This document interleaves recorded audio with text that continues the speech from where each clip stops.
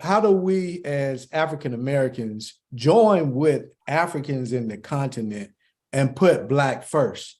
Because a lot of times Africans in the continent don't consider themselves Black because, again, Black is not a nationality.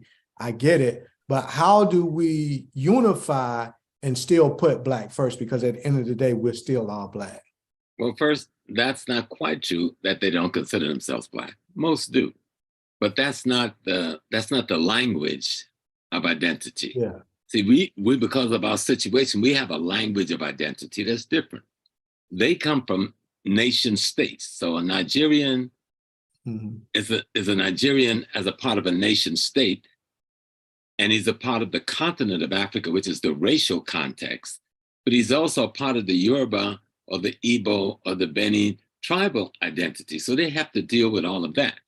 But all of that is coming out of a colonialism, which was just another form of chattel slavery that may have been more damaging to those on the continent where it lasted longer than the damage done to us here in the Western Hemisphere.